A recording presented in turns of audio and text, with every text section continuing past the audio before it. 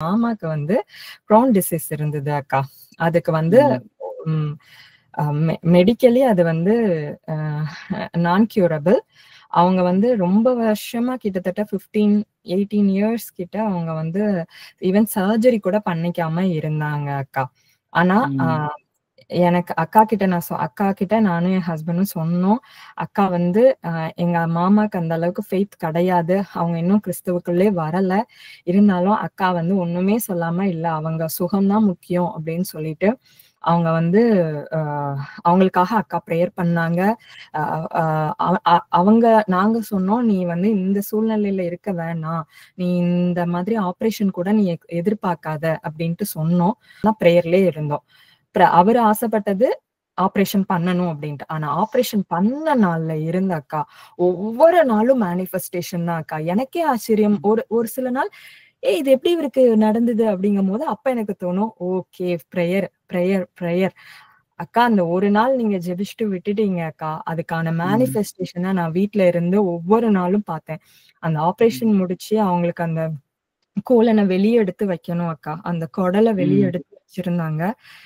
நம்ம நினைக்கிறோம் ஒரு ஃபோர்ட் வந்தா அது நம்ம ஃபன்னா எடுத்துக்கிறோம். ஆனா டாக்டர்ஸ் வந்து அத கூட கணக்கு எடுக்கிறாங்க. எத்தனை தடக்க வருது, எத்தனை யூரின் வந்து எவ்வளவு நேரம் பாஸ் ஆகுது, எத்தனை மில்லி லிட்டர் அந்த அளவுக்கு பாக்குறாங்க. ஃபுட் வந்து சாலிடா டிஸ்போஸ் ஆகிறது வந்து பூ போறது வந்து இத்தனை எப்படி போகுது, எந்த கன்சிஸ்டன்ட்ல போகுது அப்படி பாக்குறாங்க. பெயின் ஏகப்பட்ட விஷயங்கள் அதுல இருக்குது அக்கா. ஒரு விஷயத்துல கூட அப்பா வந்து அவரை குறையே வைக்கல அக்கா. அவரு என்ன சித்தம் ஆபரேஷன், அவர் சித்தத்தின்படி ஆபரேஷன் இருந்தாலும் அந்த விஷயத்துல அவ்வளோ ஒரு மேனிஃபெஸ்டேஷன் நானும் என் கணவரும் நான் பார்த்தோம் அக்கா. அதே போல அதுக்கு வந்து ரிவர்ஸ் ப்ரொசீஜர் உள்ள வைக்கிறது. அது வந்து அவங்க சொன்ன டியூரேஷனை விட ரொம்ப ஷார்ட் டியூரேஷன்ல மறுபடியும் அந்த ரிவர்ஸ் ப்ரொசீஜர் நடந்தது. அதுக்கு வந்து இத்தனை மெஷர்மெண்ட் இருக்கணும், இந்த இதுன்னு ஏகப்பட்ட கணக்கு.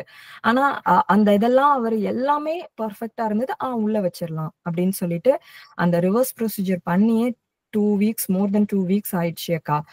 எல்லாமே எல்லாமே எல்லாமே அவரோட பிரசன்ஸ் அங்க பார்க்க முடியுது. எசப்பா இருந்த அந்த ஒரு நம்ம சினிமால எல்லாம் பார்த்தா அந்த ஒரு கை தொட்டா அந்த இடம் அப்படியே மாறும் இல்லையா கிராபிக்ஸ்ல, அந்த மாதிரி ஒவ்வொரு நாளும் அவரோட பிரசன்ஸ் அதுல பார்க்க முடியுது. ஒரு முந்தானேத்து கூட ஒரு ஆன்டி வந்து அவங்களோட சன்னுக்காக நீங்க ஜெபிச்சதா சொன்னாங்க.